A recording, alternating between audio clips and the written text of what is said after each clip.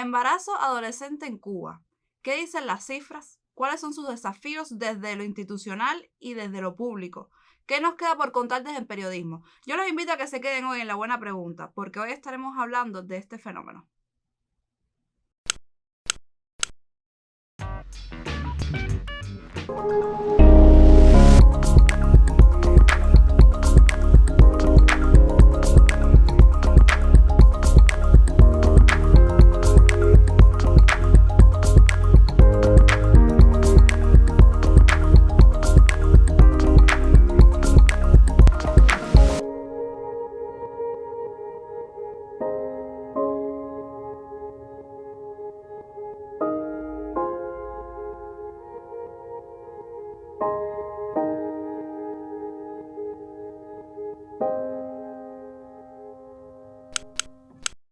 Nos acompaña en el estudio en el día de hoy Laura Cerguera Lío, recién egresada de nuestra facultad en la carrera de periodismo y además la investigadora a cargo de Del dato al periodismo en profundidad, embarazo adolescente, un desafío demográfico. Bienvenida Laura de nuevo a la Facultad de Comunicación. Gracias por invitarme, me encanta estar de nuevo en casa. Bueno Laura, demografía y comunicación. Vamos a ir desde el principio, vamos a empezar por el principio. ¿Qué es la demografía? Bueno, la demografía es la ciencia que estudia la población en cuanto a su evolución, estructura y comportamiento. Tiene tres variables principales que son la fecundidad, las migraciones y la mortalidad.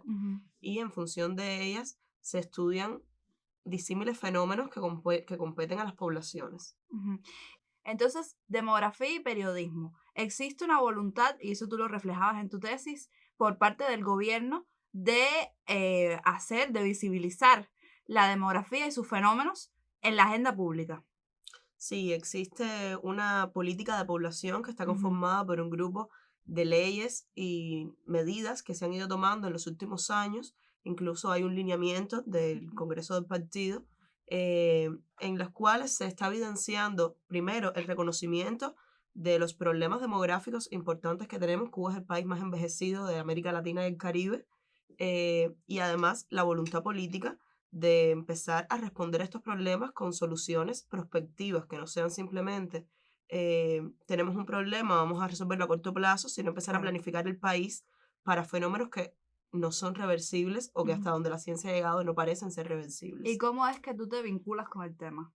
Bueno, en la Facultad de Comunicación hay una optativa de demografía precisamente que le imparte mi tutora, Dixie Edith. Ya yo estaba vinculada a temas de género que están estrechamente relacionados con la demografía, son interseccionales. Eh, y me interesé primero por la demografía en general como parte de mi formación curricular. Y cuando tuve que escoger un tema de investigación, de hecho este no fue mi primer tema de investigación, pero cuando debí cambiarlo a raíz de la COVID-19 y de la imposibilidad de desarrollar el otro, eh, decidí que era un buen camino para desarrollar una investigación y más una investigación con salida a la producción periodística, que era lo que en ese momento me interesaba hacer. ¿Y cuál era tu objetivo específico? Bueno, mi primer objetivo fue demostrar cómo era posible en Cuba desarrollar investigaciones sobre temáticas demográficas eh, segmentadas en públicos específicos con un nivel de profundidad alto y que además resultaran atractivas. Con esto no quiero decir que soy la primera que lo está haciendo, ni mucho menos, pero sí que a partir de otras investigaciones comunicológicas de la facultad se había diagnosticado que esto no estaba ocurriendo de forma suficiente. Entonces, mi primer objetivo fue abarcar temáticas referentes a las tres variables de la dinámica demográfica que ya te mencionaba, migraciones, mortalidad y fecundidad, pero era extremadamente grande. Claro.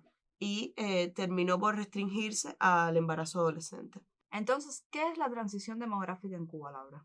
Bueno, lo primero es que la transición demográfica, que no es un fenómeno que solo ocurre en Cuba, tiene que ver con el paso de altos índices de natalidad y mortalidad a bajos índices de natalidad y mortalidad. Esto es un fenómeno además que también está relacionado con los países del primer mundo, ¿no? Sí, por lo general las transiciones demográficas donde primero sucedieron fueron los países de Europa, que tienen que ver además con una elevación de los indicadores de salud y con una elevación también de los indicadores de desarrollo social, por ejemplo, de las mujeres. Las mujeres empiezan a trabajar más en la calle o empiezan a acceder a garantías como el aborto seguro y libre y empiezan a tener menos hijos. En Cuba, la transición demográfica comenzó a inicios del siglo XX Por lo tanto, nosotros decimos hoy que tenemos una transición demográfica acelerada y completa. Hay quien dice que estamos ya incluso en una fase post-transicional. ¿Qué significa eso? Eso significa que ya hoy nosotros tenemos más mortalidad que fecundidad. O sea, cada año la población cubana va decreciendo. Además, nuestro índice de envejecimiento es extremadamente alto porque tenemos una esperanza de vida extremadamente alta en comparación con la media de la región. Y además, en el caso de Cuba particularmente, también está mediado mucho por la migración. Sí, la migración es un factor decisivo, nuestro saldo migratorio es negativo y no ocurre solo hacia fuera del país, aunque es significativo como somos un país expulsor.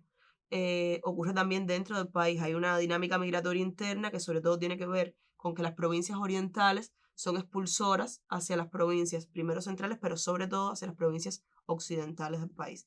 Igual, hoy en Cuba no hay ninguna provincia que tenga un saldo migratorio externo positivo, o sea, todas expulsan muchas más personas hacia el exterior ¿Qué es lo de que lo que recibe? reciben. Hay algunas que sí reciben más migrantes internos, como es el caso de Matanza y de La Habana, pero cuando sumas lo que expulsan hacia el exterior, Claro. siguen expulsando más de lo que reciben. Y ahora, en temas de periodismo, con una población altamente envejecida, como tú decías, se torna entonces indispensable hablarle a estos jóvenes. ¿Cómo tú crees que en la prensa se manejan estos temas, sobre todo por el hecho de una necesidad de educarlos en torno a sí mismos? Bueno, lo primero es que yo creo que estos temas no se han solido tratar de una forma segmentada, que era lo que te comentaba. Entonces, ¿cómo le hablan a los jóvenes? Bueno, como mismo le hablan a las personas de más edad. Y eso no siempre es efectivo o Claro. casi nunca es efectivo. Ujú. Esto tiene que ver también con la pérdida de espacios eh, para públicos juveniles. A mí, estar vinculada en Mamate, que es una revista para el público universitario, en Claro. primera instancia, sí me ayudó a poder concentrarme en que estaba hablando con códigos para un segmento poblacional específico. Yo creo que lo primero es que tenemos que pensar en cómo hipermedializar nuestros contenidos, porque es el tipo de material que consumen hoy nuestros jóvenes. Creo que tenemos que pensar en lenguajes mucho más acordes a sus intereses, en Claro. tiempos de lectura diferentes y sobre todo nosotros pensamos mucho en que en tanto era una investigación larga, Ujú. incluso por partes con alto contenido de texto, teníamos que lograr que se salieran productos independientes que tuvieran vida propia en redes sociales, de forma tal que las personas pudieran consumir una parte de la información y llevarse conocimientos, incluso sin leerse el trabajo completo, Claro. que creo que nuestros medios tienen que ir un poco más hacia allá. No es, el objetivo final no debe ser que las personas se lean todo el texto y disfruten el reportaje. El objetivo final debe ser que las personas adquieran información. Y eso se cumple de diferentes maneras.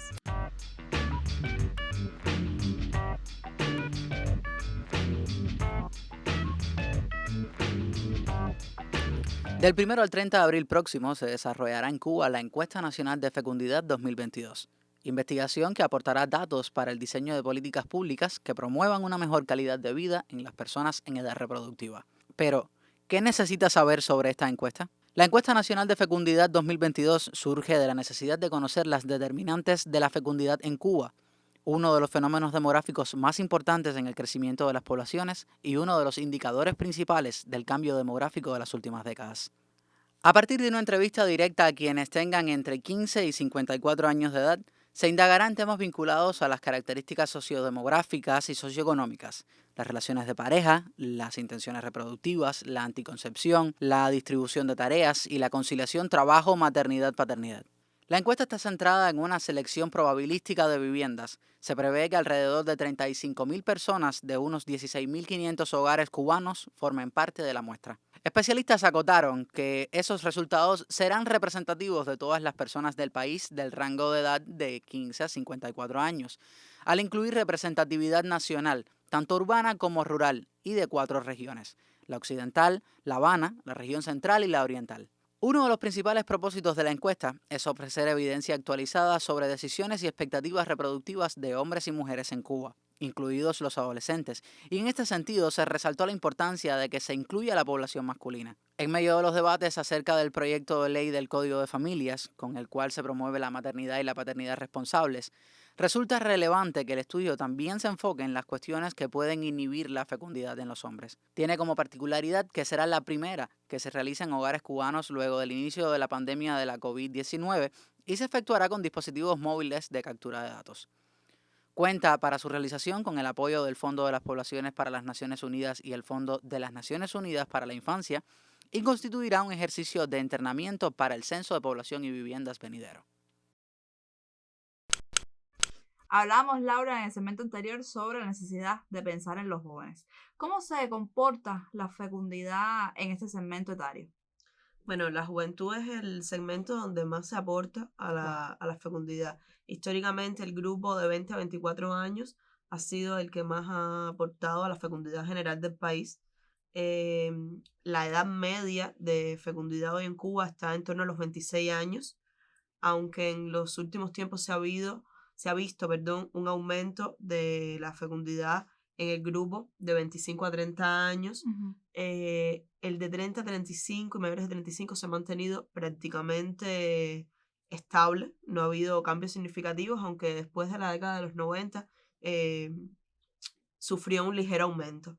El gran problema, la gran distorsión demográfica está en la fecundidad adolescente, que es la que se comprende por debajo de los 20 años hasta los 19 años, que además tiene dos subgrupos, porque está de 15 a 19, pero también están las muchachas menores de 15 años, que son madres en Cuba, que todos los años son más de 300 muchachas menores de 15 años teniendo hijos. Y decías en tu investigación que además estos dos rangos etarios, hablamos de los adolescentes, se ha disparado un poco, han subido las cifras en los últimos años. ¿Qué tú crees que son los factores a lo mejor que hayan incidido en eso? Sí, aquí lo primero es puntualizar que no es solo que aumenten números absolutos, sino que está aumentando su aporte a la fecundidad. Estas muchachas menores de 20 años están aportando alrededor del 16% de los nacimientos en Cuba cada año, lo cual es extremadamente preocupante. Y cuando hablamos del término fecundidad, ¿hace referencia a los hombres y las mujeres o solamente a las mujeres? No, la fecundidad es una tasa solo para las mujeres. Ya. Se cuenta por las mujeres porque además se cuenta según la edad fértil. O sea, la fecundidad es la cantidad de hijos que tiene una mujer en su periodo fértil, que normalmente se fija hasta los 49 años. Ya. Y volviendo al tema de los factores que hayan podido incidir en la fecundidad en los adolescentes.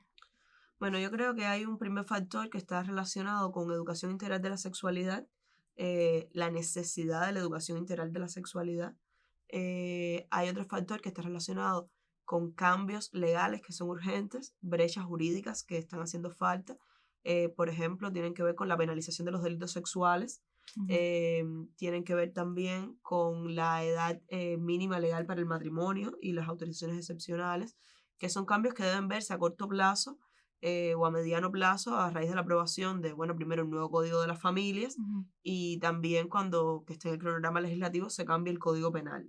Son aspectos en los que se está trabajando. Además de eso, hay factores socioculturales que se evidencian, por ejemplo, en que la fecundidad adolescente está ocurriendo mucho más en zonas rurales, en provincias orientales del país.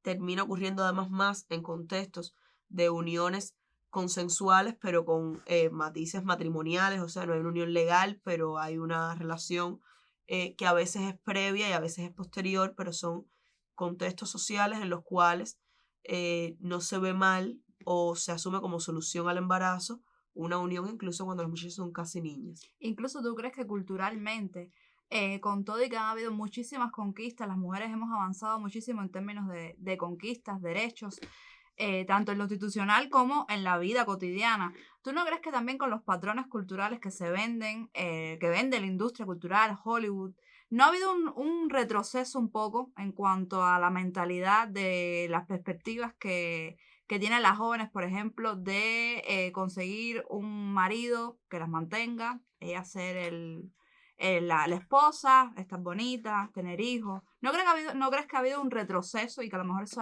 puede influenciar más o no en las jóvenes? Yo creo que es que lo primero es que hay que determinar que hay muchos contextos en los cuales está sucediendo el embarazo adolescente. Primero, hay contextos que a las personas que vivimos en entornos urbanos y en provincias con más alto nivel de desarrollo humano nos pueden resultar ajenos, pero todavía tienen que ver con muchachas a las que las familias pueden casar muy jóvenes cuando se enteran de que tienen relaciones sexuales, entornos en los que las muchachas muchas veces no tienen perspectivas de continuar estudiando más allá del 9º grado, ven como algo natural tener una vida dentro del entorno hogareño, y hay otros entornos en los cuales ocurren cosas como lo que me estás diciendo. Lo que pasa es que en tanto muchas veces las relaciones sexuales que dan paso a estos embarazos, sobre todo cuando son entre personas de edades similares, son deseadas, los embarazos sí no suelen ser deseados. En algunos casos sí, y las muchachas tienen la decisión, porque en Cuba el aborto es legal, seguro y gratuito, de interrumpirlo, pero en otros casos el momento en el que se dan cuenta del embarazo ya es tarde para tomar una decisión. Además, hay dificultades para el acceso, primero a los métodos anticonceptivos y segundo a las interrupciones legales cuando eres menor de edad, que van dificultando. Entonces, sí, yo creo que los patrones de relaciones pueden estar influyendo mucho en esto, que además en Cuba tienen que ver con una nupcialidad muy temprana. La mayoría de las mujeres cubanas hablan de una primera unión consensual antes de los 18 años. Es extremadamente común y hay muchas, además, que hablan de uniones consensuales antes de los 15 años. Esto influido por patrones culturales como los que dices, que terminan privilegiando el amor romántico, las relaciones de pareja, pueden estar contribuyendo. Pero hay algunos que son incluso heredados desde mucho más atrás. Laura, y tú como periodista, ¿cómo te enfocaste? O sea, ¿cuál era tu objetivo a la hora de abordar estos temas? ¿Hacerlos más interesantes? ¿Dibujarlos más en torno a cifras? ¿Cómo fue que concebiste estos productos finales? Pero lo primero que quería era concientizar sobre que es un problema latente y significativo. Yo creo que se ha normalizado mucho ver a muchachas menores de edad siendo madres. Se asume además como un problema familiar y no como un problema social. Se asume muchas veces además como un problema de las mujeres y de la familia de las mujeres y no como un problema que compete también al varón, que puede ser un adolescente también, pero puede ser un adulto, porque en muchos casos las diferencias de edad son significativas y alarmantes. Entonces mi primer objetivo era concientizar. Y el segundo era, como tú dices, dibujar un panorama en el cual las cifras auxiliaran y demostraran cómo era un fenómeno creciente y que además tiene implicaciones a largo plazo. Claro.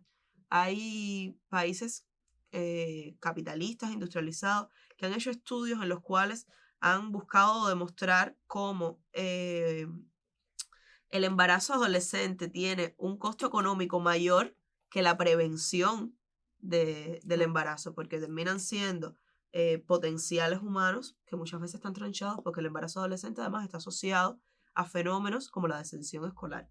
Claro. Laura, entonces escoges Alma Mater como plataforma para introducir estos temas y, bueno, crear tus 4 productos comunicativos. Bueno, yo creo que yo escogí a Alma Mater y Alma Mater me escogió a mí. Ya ella estaba vinculada con las revistas, era colaboradora bastante asidua. Y además, mi tema anterior tenía los mismos tutores y uno de ellos era Armando Franco, el director de la revista. En el momento que también fue profesor de la facultad, Armandito. Sí, también fue profesor de la facultad. En el momento en que yo decido cambiar el tema, lo hablo con él y él es incluso el que me propone hacer algo sobre demografía porque sabía que me interesaba. Entonces empezamos a negociarlo, consensuarlo y creo que todo el tiempo estuvo muy claro que eran productos para Alma Mater y bueno, en función de eso también los diseñamos pensando en el público meta y en las características del medio. Entonces, Laura, cuéntanos de tus productos finales. Bueno, mis productos finales son 4 materiales que si tuviéramos que escoger un género para clasificarlos, podríamos decir que son reportajes, pero yo prefiero hablar de ellos como materiales de periodismo en profundidad, porque algunos quizás no encajan exactamente en lo que es el reportaje tradicional y se acercan más a otros géneros como el artículo. Digo que es periodismo en profundidad porque yo intenté beber de 3 corrientes del periodismo, el periodismo de investigación, el periodismo de precisión y el periodismo interpretativo. No estoy ni mucho menos fundando teoría, ya esto estaba investigado. Y en función de eso construir un producto final como un todo lo más profundo posible sobre el embarazo adolescente. El primer trabajo fue una presentación muy estadística del fenómeno en Cuba. El segundo fue sobre brechas, tanto legales como de educación sexual. El tercero sobre matrimonio.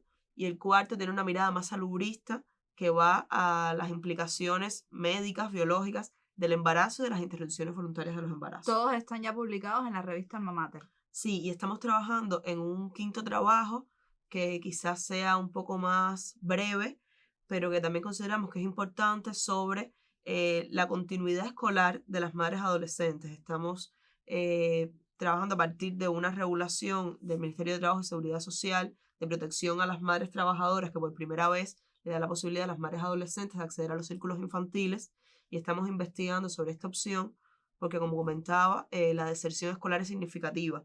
Y los organismos internacionales, incluso la voluntad política del país, es que estas muchachas no tronchen su desarrollo profesional porque tengan un evento de embarazo en la juventud temprana. Y ahora, volviendo a eso que hablabas del periodismo en profundidad, ¿por qué tú crees que existe, con todo y que, bueno, aquí en Cuba se hacen reportajes, se abordan temas a profundidad, hay periodismo especializado, pero ¿por qué tú crees que hay cierto miedo o cierto resquemor de trabajar con los datos, las cifras, por parte de los periodistas? Bueno, lo primero es que nosotros necesitamos más formación. En la especialidad de periodismo no se estudia estadística, que para tratar estos temas sería vital. La clase de demografía que yo recibí, la asignatura de demografía que recibí, la recibí como optativa, lo cual quiere decir que mientras en mi semestre algunos la cursamos, otros muchos no. Aún así, es válido destacar que el Instituto Internacional de Periodismo, incluso el Centro de Estudios Demográficos de la Universidad de La Habana, sí tienen cursos en los cuales preparan a los periodistas, pero el primer problema es la preparación que no recibimos y que creo que muchas veces nos hace mirar con cierto temor estos temas por temor a equivocarnos. Eso es lo primero. Lo segundo es el desconocimiento del cúmulo de datos que hay públicos y accesibles. Yo estuve trabajando con una plataforma de la Oficina Nacional de Estadísticas que se llama SIGDEMO, en la cual hay estadísticas actualizadas de migraciones, mortalidad y nacimientos, que además tiene una interfaz muy interactiva y que permite hacer entrecruzamientos y sacar datos por provincias, por grupos etarios, por estado civil, extremadamente interesante. Pero hay un grupo de datos que no son públicos, a los cuales a veces también se nos dificulta acceder. Instituciones que tienen a su cargo recopilarlos y procesarlos no siempre facilitan el acceso a ellos.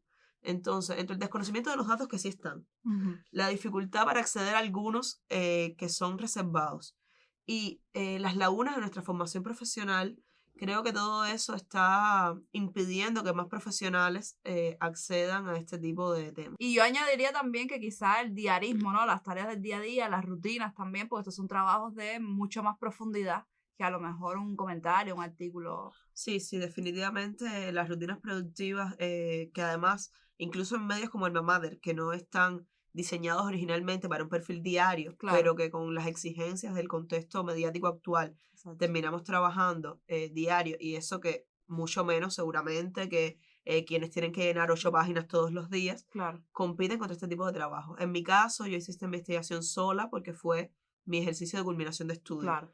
Pero en una redacción funcionando normalmente, primero necesitaría tiempo adicional, o sacándolo de mi periodo de descanso o consensuándolo con la dirección del medio. Recursos también. Y recursos, pero segundo, tendría que hacerlo un equipo. Hacerlo una sola persona sería mucho más demorado y mucho más difícil. Claro. Laura, y ya para cerrar el programa, tú lo decías al principio, yo creo que de una forma u otra ha ido quedando claro con lo que hemos conversado, pero creo que existe una deuda en torno a la educación de los jóvenes y que es necesario trascender el mensaje que se le da desde incluso de la secundaria, de niveles inferiores de educación, de que aprendan a usar condón. Hay que tener cuidado, las relaciones sexuales. Yo creo que hay que trascender ese discurso e ir un poco más allá y darse cuenta que la fecundidad, el embarazo y, bueno, la maternidad y la paternidad va mucho más allá. Bueno, lo primero es que yo creo que tenemos que pensar en una educación de la sexualidad integral, que es hacia donde se está moviendo el mundo y Cuba. Tenemos una regulación del Ministerio de Educación que es mucho más avanzada que la anterior, que ya de por sí era bastante prospectiva, que está detenida a la espera de ser implementada y que yo espero honestamente que sea muy pronto.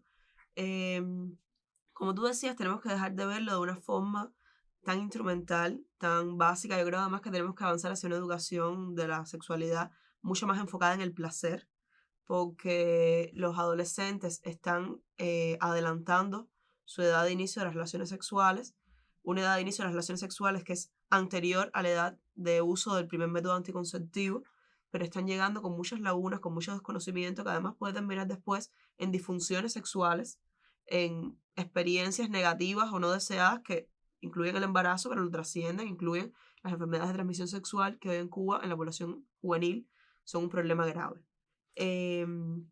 Entonces, hay que hablar mucho más, con muchos menos tabúes, Claro. abarcando muchos más temas y siendo mucho más inclusivo de las diferentes realidades en las cuales nuestros adolescentes están viviendo su desarrollo sexual. Y yo creo que además también se habla de maternidad, paternidad, la sociedad, los números, las cifras, pero se habla muy poco también del desarrollo de los individuos como seres plenos, ¿no? Que precisamente tú lo decías, al no poder desarrollarse, al no poder acudir a la escuela, no recibir educación, se troncha el desarrollo y sobre todo de las muchachas. Sí, tiene que empezar desde las primeras edades, sin temores, tienen que empezar desde la enseñanza primaria, acorde al desarrollo psicosocial de cada momento y biológico.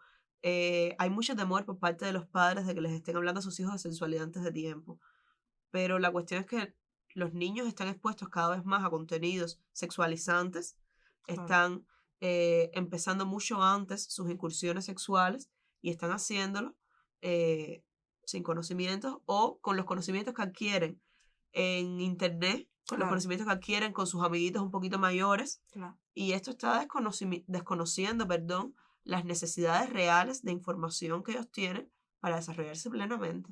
Bueno, Laura, muchísimas gracias por haber aceptado nuestra No, invitación. gracias a ti por invitarme. Aunque Laura está un poco reticente, pero logramos que viniera y bueno, nosotros felices por haber compartido este espacio contigo. Muchas gracias. Bueno, y a ustedes, como siempre les digo, esto es La Buena Pregunta. Nos vemos en un próximo encuentro.